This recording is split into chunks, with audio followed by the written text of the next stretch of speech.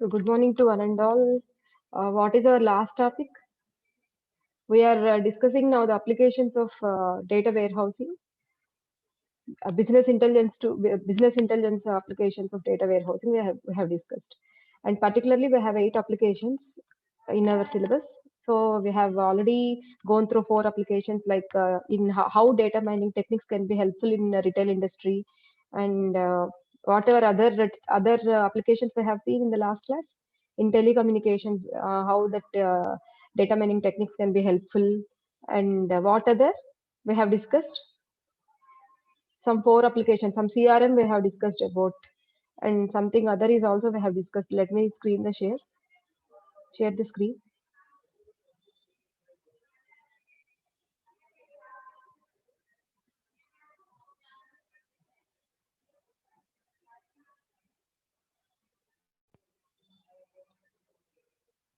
So we have discussed about retail industry, telecommunication industry, banking and finance, and CRM. So all these are the 4 applications we have discussed in the last class, and I will try to cover the remaining 4 in this class with your cooperation. Okay. So coming to the next application, balanced scorecards. So first of all, that means remember first we are going to deal with the suppose if you consider the retail industry, first we need to know what is the retail industry and what are the functionalities of the retail industry, and after that we can go with the topic like how data mining can be helpful in enhancing the business in case of retail industry. Like that, in every application, whatever you consider while writing the exam, first you need to write about that application. Suppose have considered the application BSc. Suppose they have asked about how data mining can be helpful for improving or in BSc balanced scorecards. There, first you need to write about the balanced scorecards. What is that? You need to write about that, and after that you need to write about how data mining can improve or can be helpful in balanced scorecards. Like that, you need to write. Suppose మీరు ఆన్సర్ని short చేసి suppose ఇంత question నేను చదవలేము short చేయాలి అని అనుకుంటే top 4 lines top 5 lines చదవడం కాదు. You need to divide that question into 2 halves. In the first half, you need to write about that particular application, and in the second half, you need to write about how that means which data mining techniques can be helpful for that particular application. You need to write in that way. General గా ఒక long answer question ని మీరు half లేదంటే 1/4 చదివి అది రాసేస్తారు, అది వేరు. ఇక్కడ ఈ అప్లికేషన్స్ మాత్రం మీరు షార్టన్ చేయాలనుకుంటే you need to write 2 halves or 2 paragraphs. Even మీరు 2 points కింద రాయాలనుకున్నా first point should represents the should you need to write about that application, and in the second point you need to write about that data mining technique, which technique can be helpful for improving that particular application. You need to write the 2 aspects also, that 2 aspects in every application. So coming to the balanced scorecard. So here also now we are going to deal with what is this balanced scorecard, and after that we are ended with this topic with what kind of data mining techniques can be helpful for this particular balanced scorecards, like that. So this in this manner you need to write. Okay. So coming to the balanced scorecard.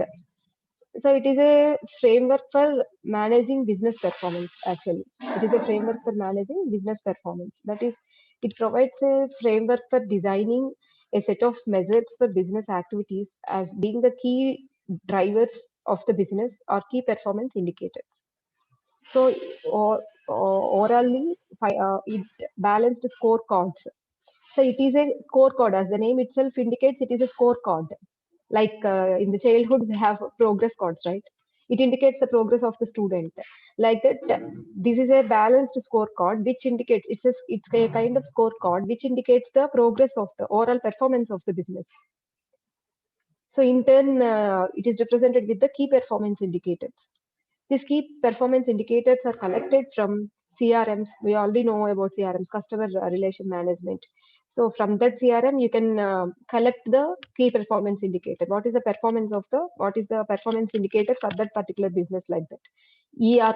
ERP, accounting, personal inventory, all these are some business related terms. So this balanced scorecard provides executives and managers with a method for reporting and analyzing key performance indicators to determine if operational activities are aligned with the company's overall strategy and vision. So this is to know whether the operational activities whether the operational activities of the business are in line with the company's overall strategy and overall vision. So, what may be the company's aim is really the operational activities like that or not. So, what is your goal to become a లేదంటే what's your goal అంటే to become a software engineer. If suppose that is your goal, is that your activity is that your operational activity is aligned with that goal in the sense me goal ఏంటి అంటే ఒక software engineer అవ్వడం. దానికి తగ్గట్టుగా మీరు activity చేస్తున్నారా లేదా? Because we need to work towards our goal. We need to work towards our reaching our career objective. So this BSc, this balanced scorecards with this provides the knowledge of whether the operational activities of the company are towards the goal of the company or not. So the BSc methodology is a management technique for structuring the scorecards and displays financial, internal process, customer and learning or growth rate. So here the balanced scorecard takes four perspectives. What are the four perspectives in the sense? Financial perspective, customer or market perspective, internal business process, learning and innovation and growth. What is this? This BSc takes these four perspectives. Let's go through one by one. Financial perspective. So here satisfying the stakeholders in the company, owners. What are the stakeholders? Owners, employees, suppliers. For example, the objectives of this perspective would be to achieve a certain level of profitability or growth.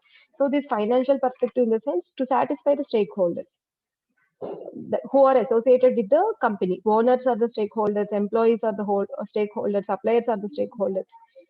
So that particular company should be in a position financially should be in a position to satisfy all the stakeholders.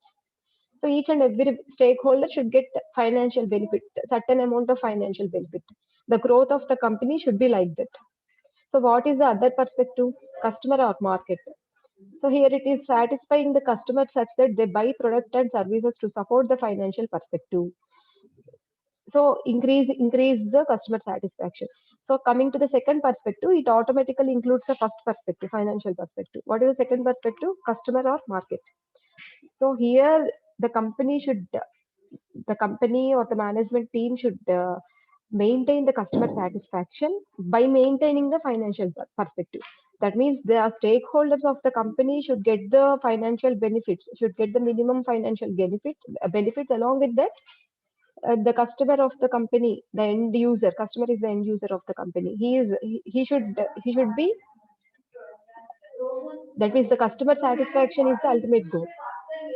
The customer satisfaction should be achieved along with achieving this financial perspective. And coming to the third one, internal business process. So here again, this is linked with these two perspectives, internal business process. So supporting the financial and customer perspectives through having appropriate and well operated processes or procedures. Example, the sales process, the product implementation process. So the company's internal business process of a company should satisfy the financial as well as the customer or a market perspective. And coming to the last one, again, this is interlinked with these three perspectives: learning, innovation, and growth. So by satisfying the financial perspective, customer perspective, and internal business process, by satisfying all these, the company can able to be innovative, and the company can be uh, able to go up in upward direction. Like that, uh, the balanced scorecard should take care of all these four perspectives. So here, what are all the data mining techniques, or how data mining can be helpful in enhancing the business balanced scorecards, business through balanced scorecards. Here, coming to the predictive analytics, rule-based expert systems, web-based reporting. All these are the data mining techniques. So these data mining techniques can be helpful in balanced scorecards. So where they are helpful, what is the role of a particular data mining technique here? So here predictive analytics can be used to detect patterns and trends in business. So to detect the trends in business, to detect the pattern in the business, We need the help of predictive analytics to make the future predictions. We need the predictive analytics. Coming to the rule-based expert systems, these can be used to leverage complexity of various business drivers and indicators. So these expert systems based on business logic can take this expert systems in the sense using some artificial intelligence applications. So based on business logic can take this task as an expert, making balanced scorecards friendlier and easier to understand. So to make them more automatic. So web-based reporting and charting engines are essential in generating balanced scorecards in timely real-time fashion. So if at all to make the balanced scorecards timely manner, we need the web-based reporting so that executives and business users can recognize developing situation in real time. So like that, you are having some other incorporation of predictive analytics and rule-based expert systems into BSc provides a number of advantages. So what is the use of incorporating these rule-based expert systems? Linking, that means using these rule-based expert systems with the BSc. So it will make BSc much easier to comprehend potential problems and successes. So trends developing can be detected early so that actions can be taken quickly. So complexity in interpreting KPIs is removed in real time by embedded knowledge of business experts. So these are all the benefits of linking the rule-based expert system or using the rule-based expert systems in BSc. So coming to the next application, fraud detection. So data mining techniques can be helpful for detecting fraud detection in many sectors, especially now we are going to consider this telecommunication industry again.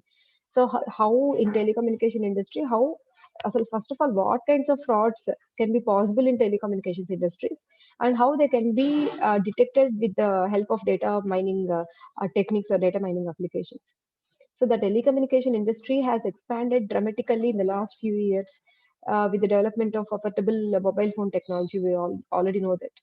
So with the increasing number of mobile phone users, global mobile phone fraud is also getting increased. There are most probably there are two kinds of frauds are there: subscription fraud, superimposed, or surfing fraud.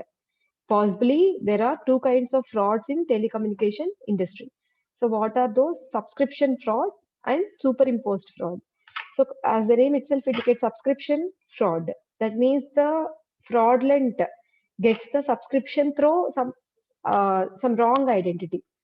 So here subscription fraud occurs when the fraudulent obtains a subscription to a service, often with the false identity details, with no intention of paying. Some wrong IDs తో మీకు subscription తీసుకుంటే that belongs to the subscription fraud in case of telecommunication industry.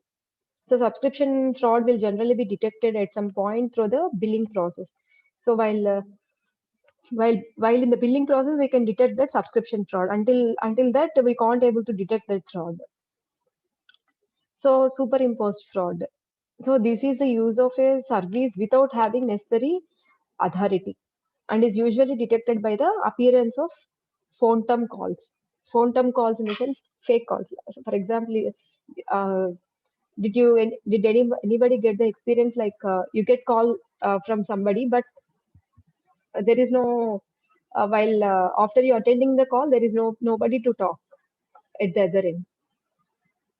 All those are the fake calls. మనకు phone వస్తుంది మనం lift చేస్తే అక్కడ call మాట్లాడడానికి ఎవరు ఉండరు. Nobody will answer, nobody will respond to you while after you attending the call. All those are kind of phantom calls. So this is a use of service without having necessary authority. This is again this is like a phantom calls. So generally they can occur at the level of individual calls, and these fraudulent calls will be mixed with the legitimate ones. So there seems to be a legitimate call, but after attending only we came to know that these are phantom calls. So all those frauds are comes under the category of superimposed fraud. So here, telecommunications networks generate vast quantities of data, sometimes on the other order of several gigabytes per day. So the data mining techniques are particularly important here. So coming to the low level, a simple rule-based detection system can be helpful because they uses rules such as the apparent use of the same phone in two very distinct geographical locations in quick succession, calls which appear to overlap in time and very high value and long calls. Did you did you get this? Uh, Apparent use of the same phone in two very distinct geographical locations in quick succession. Did you get that point? ఇది ఎక్కడైనా experience అయ్యారా? Are ఈ case ఎక్కడైనా చూసామా మనం ఏదైనా మూవీలో కానీ? Apparent use of the same phone in two very distinct geographical locations in quick succession. అంటే మీరు ఫోన్‌ని ట్రాక్ సపోజ్ ఎక్కడి నుంచి మీకు కాల్ వచ్చింది అని ట్రాక్ చేద్దాం అనుకుంటే, ఒకసారి మీకు ఏలూరులో ఉన్నట్టు వస్తుంది లొకేషన్. వితిన్ సెకండ్స్‌లో అమెరికాలో ఉన్నట్టు వస్తుంది. మళ్ళీ వితిన్ సెకండ్స్‌లో వైజాగ్‌లో ఉన్నట్టు వస్తుంది location. Did you observe this in any movie or in any real time?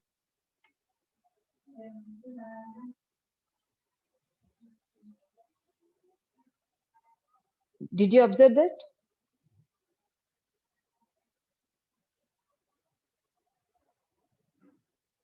Where we can where we can find that? Number 12, can you talk? Is there any problem with your speaker? In Singham 3, na? Yeah, in some movie like in Singham 3 or some other Vishal movie is also there. Vishalది కూడా ఏదో movie ఉంది. Arjun villain దాంట్లో సైబర్ సెక్యూరిటీకి సంబంధించి. So in the movies like that you can observe that. So ఏమవుతుంది, fake calls రావడం వల్ల కాల్ చేసిన పర్సన్ లొకేషన్ డిఫరెంట్ గా చేంజ్ అయిపోతూ ఉంటుంది. So such kind of situation we are dealing with this. So అలాంటి ఫ్రాడ్స్ ని డిటెక్ట్ చేయడానికి simple rule based detection systems ని మనం యూజ్ చేయొచ్చు. So at a higher level, statistical summaries of all distributions, call distributions are compared with thresholds determined either by experts or by application of supervised learning methods to know fraud or non-fraud cases. So here, we need to gather the statistical summary information of the call distribution. Statistical summary information of the call distribution we need to gather. If at all, suppose if at all a crime is happened there and some suspects are there, who are belonging to the directly or indirectly belonging to that crime. So what we can able to capture is we can observe the call distribution, statistical summaries of the call distributions of all these suspects. If at all some odd behavior is there, suppose he is a villager, the suspect 5 is a villager and he don't know the mobile even, but when you observe the call activities of his mobile, suddenly he get a call from the foreign country like that. So that is an unexpected call. So by going through the statistical summary of call distributions also, you can able to know sometimes whether that is a fraud call or whether that is a genuine call like that. So that is about the fraud detection in telecommunications industry. So coming to the next application, clickstream mining. So what is the clickstream actually, and what is the clickstream mining after that? So the approach which is by most, listen, this clickstream is often related to the user browsing patterns of the web. Suppose that means it directly related to the sequence of clicks. Directly related to the sequence of clicks made by the user while browsing the internet. Suppose the same example, what we have discussed in the last class, the same example we can consider here. Suppose I can type suppose now according to my interest, I go through the C.R. Reddy Engineering College in the website. That is a click, and after that click, I go through the placement. That is another click. So that first click is related. That means connected with the second click, and again from that my task is done. And again I want to know about some other data warehousing issues with the data mining. That topic I want to refer. So from that again I again go through another tab and I just type the issues with data mining, and there I have found some links and I just click on that. That is my third click. So this first and two, one and second, one and two clicks are linked with the third click. So that forms a sequence of clicks. So that is what clickstream. Coming to the clickstream mining, we need to mine that sequence. We need to mine that sequence, and that means we need to use that data. So what is the use of that data actually? ఎవరు ఎలా click చేస్తే వాళ్ళకెందుకు developers కి ఏ sequence లో clicks ఉంటే దానివల్ల ఏంటి benefit? Again I already told you everything is a business here. Everything around us, every activity is a business here actually. So clicks information, ఆ clicks mining ద్వారా వచ్చే బెనిఫిట్ ఏంటి అంటే they can analyze the patterns of click sequences with the clickstream mining. They can analyze the patterns of click sequences. So a click tarvata a click undi, again based on that also web usage mining elago ikkada idi kuda ante. Web usage mining em cheptunnam, user usage ela undi, usage pattern ela undi, A website visit చేశాడు, ఎంతసేపు ఉన్నాడు ఏ website లో, ఏ టైంలో visit చేశాడు. Similarly here also we can get the same benefit from this clickstream mining also. So what are all the sequence of clicks for a particular user? So next time ఆ user enter అయినప్పుడు same sequence of clicks ఏమైనా repeat అవుతున్నాయా? So ఏ website లో నుంచి ఏ website లోకి వెళ్ళాడు, ఏ website లో ఎక్కువసేపు ఉన్నాడు, ఏ వెబ్సైట్ లో తక్కువసేపు ఉన్నాడు. So all this kind of information is needed to improve the business website ని ఎన్హాన్స్ చేసుకోవడానికి, దేర్ బిజినెస్ ని పెంచుకోవడానికి. All these are essential. So here coming to the topic. So here approach which is used by most of the people for searching information on website is difficult to analyze and understand, right? ఒక్కొక్క user ఏ websites లోకి వెళ్ళాడు, ఎలా వెళ్ళాడు, ఎందుకు వెళ్ళాడు, అదంతా analyse చేసుకోవడం real time లో highly difficult. But once a website is made public, there are variety of different strategies for browsing for a particular user. So these strategies are also vary over time depending not only on the user's goal but also on factors such as expertise, familiarity with the site, time pressure, and perceived cost of information. So the browsing pattern of a particular user depends on many factors. Maybe it depends on the user's interest. Intentionally he used it to browse those websites, or depends on his time, or depends on his expertise. So if at all I'm very familiar with the CRID website, I can get the information within few seconds. I can go with the another site. Suppose if I'm a new user to the CRID website, I don't know where the particular placement information I actually want. I don't know where the placement information. By mistake, I can open several links and finally I get the placement information like that. So the browsing patterns maybe depends upon many different factors. So this continuously shifting nature of the browsing strategies, with this, it is very difficult to identify the browsing history, browsing sequence of the users. But one good solution for that is to go with the clickstream logs. So which contain the address of each page visited, the date and time of the visited, and the referring page, and a potentially rich source of data on internet user activity. So clickstream logs can be generated either by software hosted by the client application or directly from the server logs. So a common tool for collecting data on the pages visited by website users is the use of server-side clickstream data. So there exists a server-side clickstream data. With that, you can collect the clickstream information. So this identifies the pages delivered by the server in response to the client's request. So whenever a client clicks a particular link, the server should respond. That means clicking a link in the sense one is equal to one request. One click is equal to one request made to the server. So what is the response for the request? Providing the required page. What is the response in the sense? Providing the required page. So all the server responses you can gather for to collect the click data. To collect the clickstream log or clickstream data, you can go with the server side. You can collect all the responses from the server. So here visualization and categorization of clickstream data.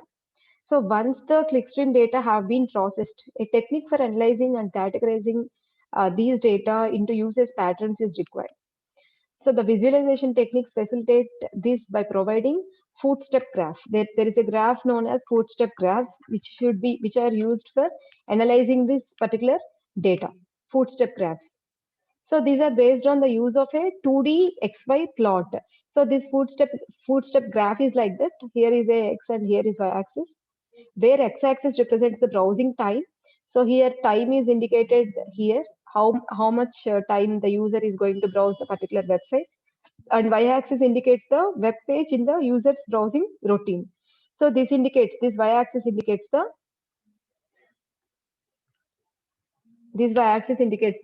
web page.